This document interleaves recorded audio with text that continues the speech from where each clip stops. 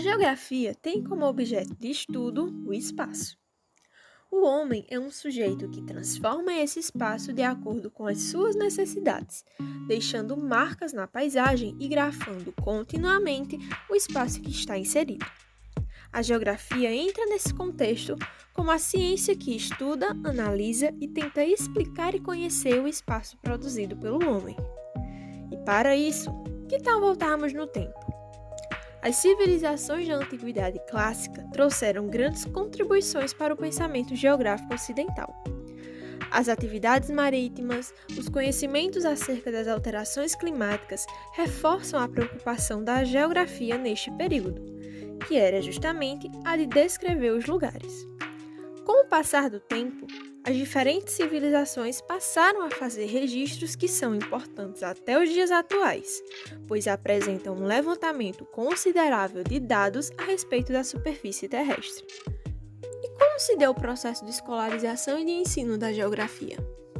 Quando falamos sobre isso, é importante fazer uma breve contextualização histórica para que a gente possa entender. Durante muito tempo, o saber esteve direcionado apenas à elite, além de possuir influência das instituições religiosas. No início do século XIX, na Europa, a burguesia começava uma intensa luta pela defesa da escolarização gratuita para todos, visando a inserção desses cidadãos nos processos políticos e na consolidação de uma nova ordem.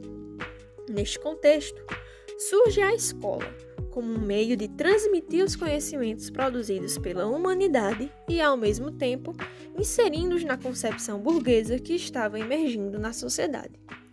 A escola se fazia importante como um meio de disseminar ideias.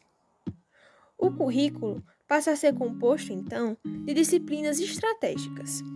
Nessa perspectiva, o ensino da geografia, que tinha como ênfase os elementos físicos da paisagem, passa a ter como um dos seus objetivos fazer com que o aluno se tornasse respeitoso aos símbolos e aos valores pátrios. A geografia se espalha pelo mundo, e entre os diversos avanços das civilizações e as intensas transformações, a geografia é reconhecida como ciência. Neste momento, vamos nos deter à evolução da disciplina geográfica no Brasil.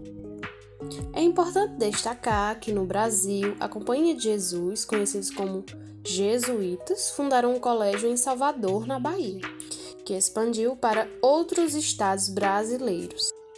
É necessário frisar que os jesuítas haviam sido formados nas universidades de Paris, que também foram liderados pelo padre Manuel de Nóbrega.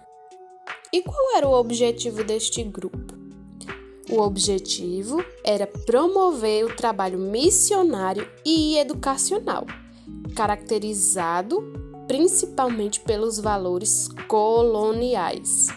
E como era o ensino da geografia nesta época?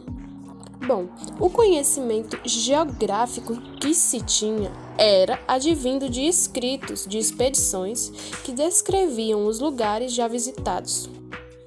Esse sistema de ensino só veio sofrer modificações com as reformas pombalinas, mas o conhecimento geográfico ainda era muito insuficiente no quesito de materiais auxiliadores. Aí veio o padre Manuel Casal com seus seguidores, que proporam uma geografia que nomearia os fenômenos naturais e sociais. Porém, essa era uma função descritiva e desinteressante da geografia. A geografia só foi incorporada no currículo escolar brasileiro em 1832 com a reforma de estudos da Companhia de Jesus. Vamos seguir mais adiante para o ano 1837, onde surge o Colégio Pedro II, que tornou a geografia autônoma, com enfoque nas noções de riquezas naturais e humanas. Porém, nessa época, as aulas eram ministradas por qualquer profissional. O ensino também era meramente descritivo tradicional, sem vínculo político.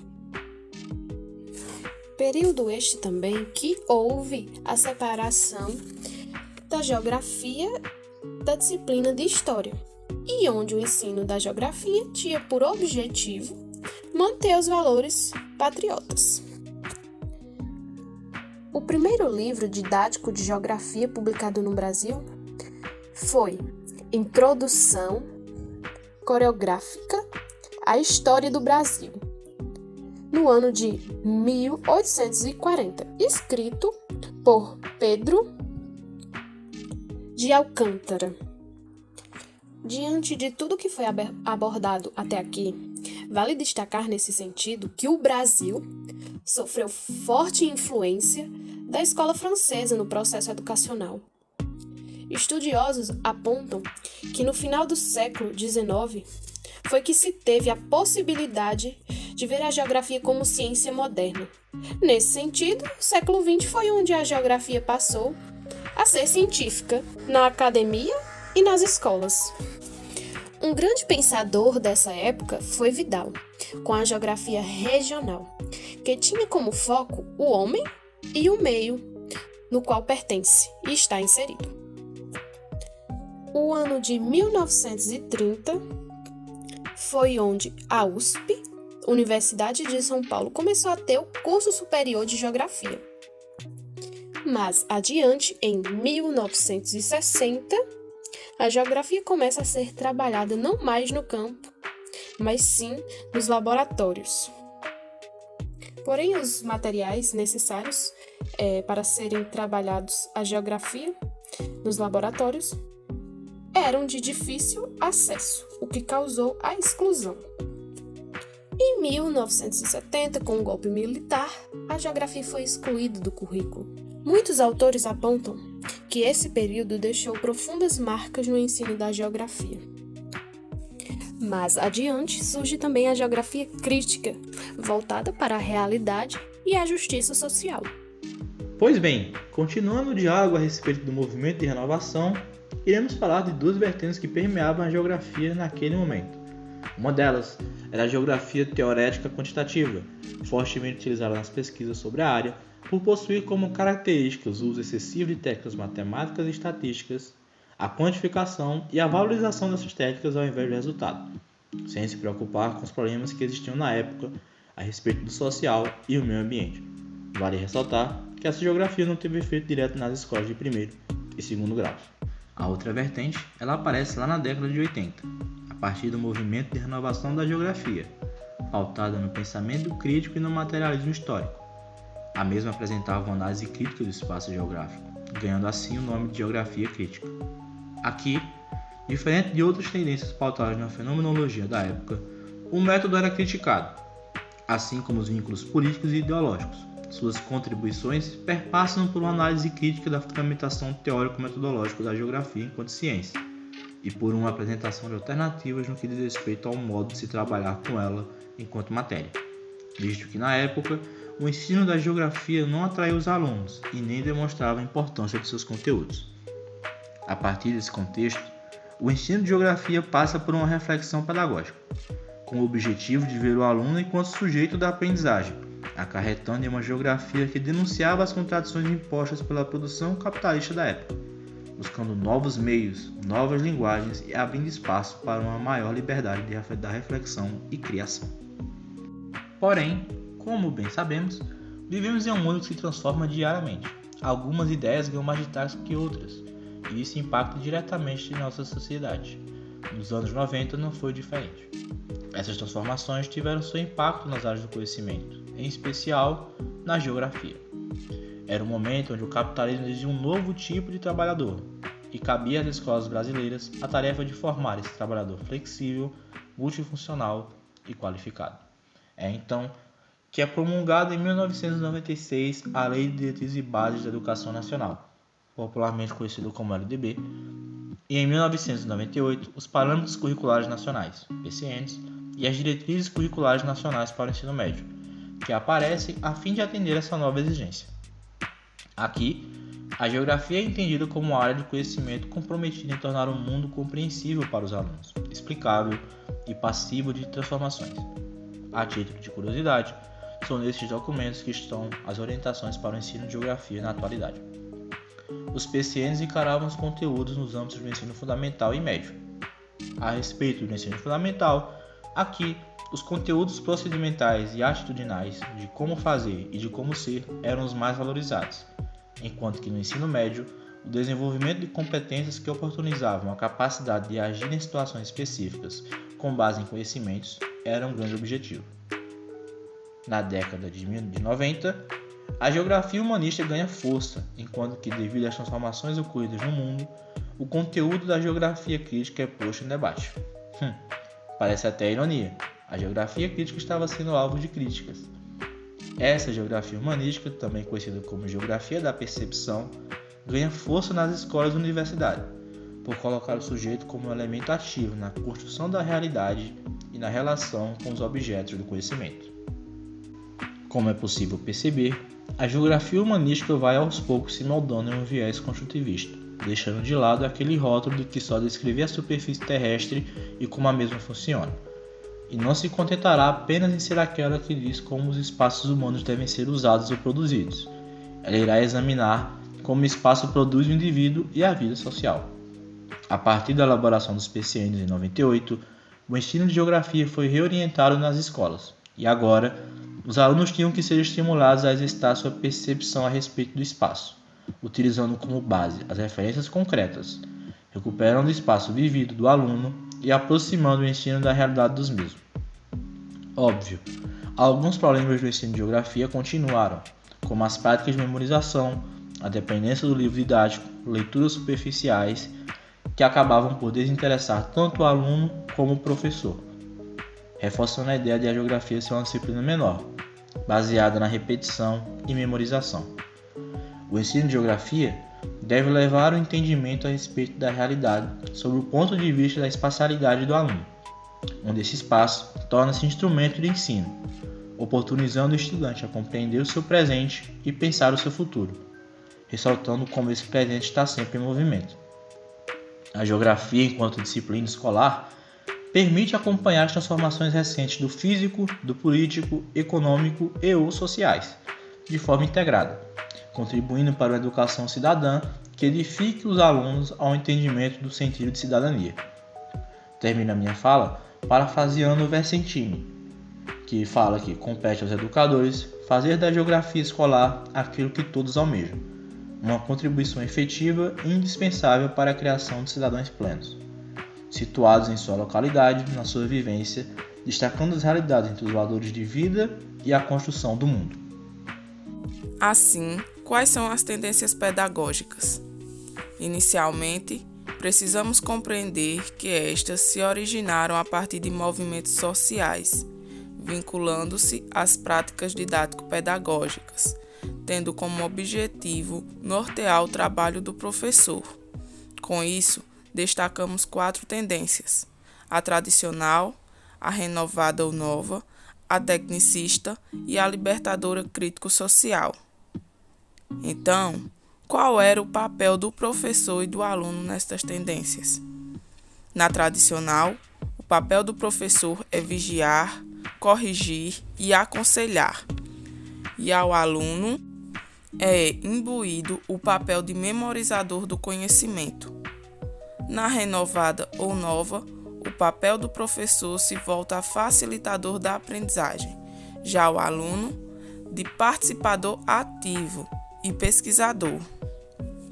Na tecnicista, o professor se propõe a controlar, implementar ações e a aplicação de materiais instrucionais, fazendo com que os alunos passem a reagir a estímulos externos e dar respostas programadas. A libertadora crítico-social é onde o professor passa a ter o papel de mediar a construção do conhecimento, fazendo com que o aluno passe a pensar, refletir, buscar informações e interpretar as experiências e vivências. E na atualidade, o que se propõe o ensino da geografia? Bem, os conhecimentos geográficos ultrapassam as tendências pedagógicas e propõem a construção do conhecimento tendo por base os espaços, as experiências e os símbolos construídos no imaginário social. Assim, as orientações são voltadas para um ensino de forma crítica, dinâmica e interligados com a realidade, próxima e distante do aluno, considerando seus conhecimentos prévios e os relacionando com os científicos. Para compreendermos a base do nosso ensino de geografia, é preciso voltar um pouco no tempo, para a época que nosso país reconheceu a complexidade da prática educativa. Sendo assim, foi necessária a criação de documentos que auxiliassem o professor no processo de formação do povo brasileiro. Dessa necessidade, nasce então os Parâmetros Curriculares Nacional, conhecido popularmente como PCN, publicada pelo Ministério da Educação, o MEC, em 1997 e, respectivamente, em 1998. Mas quais conhecimentos geográficos esse PCN poderá trazer para a nossa discussão?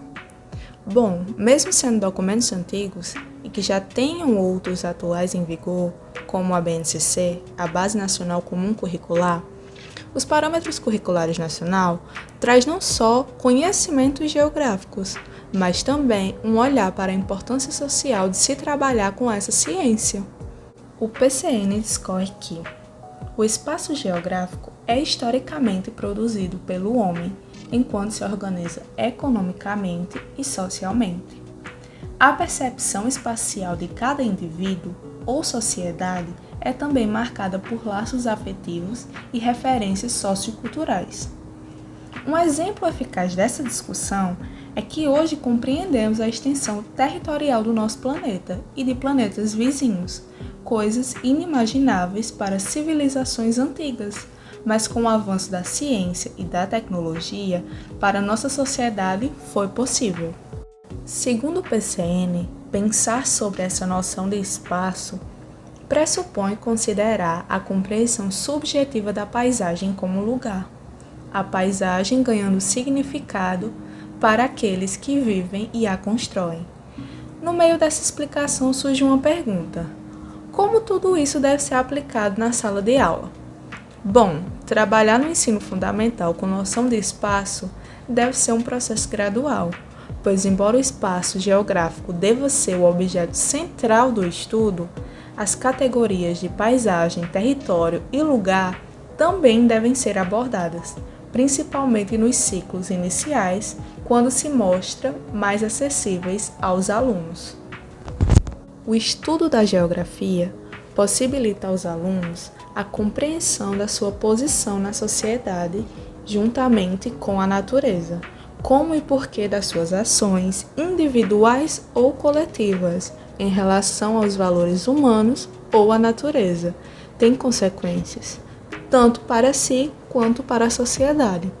Permite também que adquiram conhecimentos para compreender as diferentes relações que são estabelecidas na construção do espaço geográfico no qual se encontram inseridos, tanto no nível local como mundial, e perceber a importância de uma atitude de solidariedade e de comprometimento com o destino das futuras gerações.